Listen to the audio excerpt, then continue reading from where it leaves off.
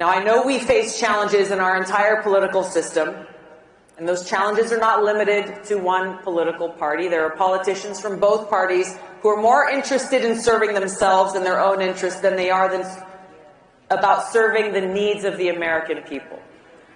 And they're not going to give up without a fight. On January 27th, 1838, President Lincoln delivered a powerful speech to the Young Men's Lyceum of Springfield, Illinois.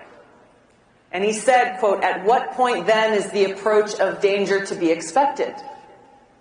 I answer, if it ever reach us, it must spring up amongst us. It cannot come from abroad. If destruction be our lot, we must ourselves be its author and finisher. As a nation of free men, we must live through all time or die by suicide."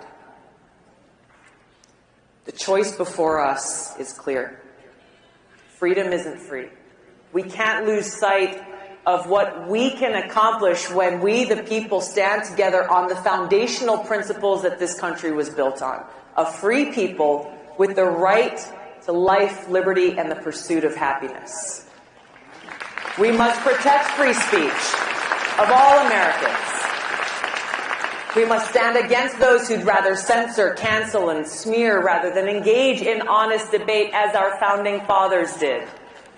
When the free speech of one person is threatened, even when that speech is reprehensible to us, the free speech of all people is threatened. Same goes for freedom of religion. In our America, freedom of religion does not mean freedom from religion. Real religion is love for God.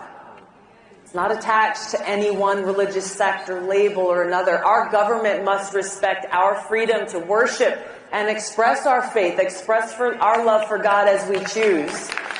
Or, for those who choose not to, they have that right as well. Our founders intentionally passed the Second Amendment right after the First because they knew how fragile this new free democracy was and how susceptible it would be, and it still is, to those who abuse their power to try to take away our freedom. So we have to defend our right to bear arms, not only to defend ourselves and our loved ones, but to serve as that important check on the abuse of power by an increasingly tyrannical government.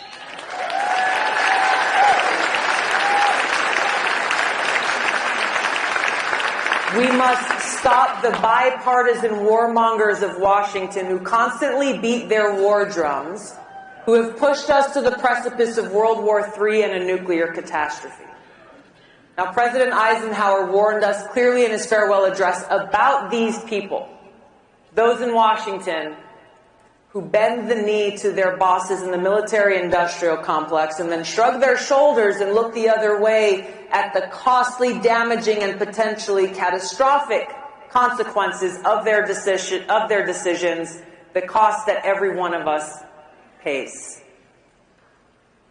We need leaders who are committed to peace, strength, and prosperity, because we cannot be truly prosperous as a nation unless we are at peace.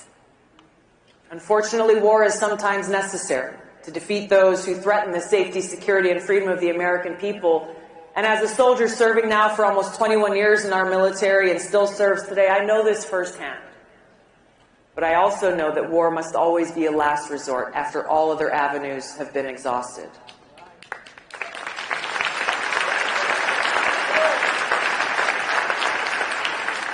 We need leaders who are committed to upholding the rule of law, who are committed to keeping our communities safe and securing our borders.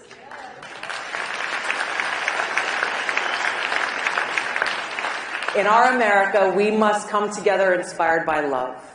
Love for God, love for others, love for our country. Because we live in the greatest country in the world. It's filled with potential for us to stand together and build a brighter future and a more perfect union where every American can live free, in peace, and with opportunity for prosperity.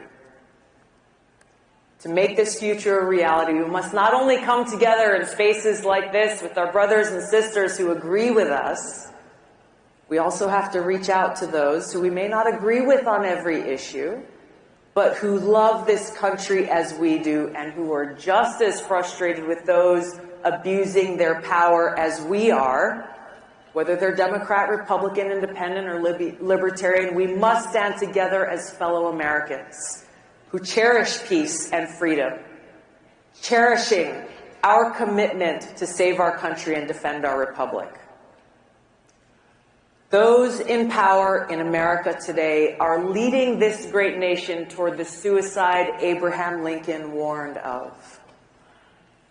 If we do not act now, we will look back at this very moment with regret, but we won't be able to say that we had no warning.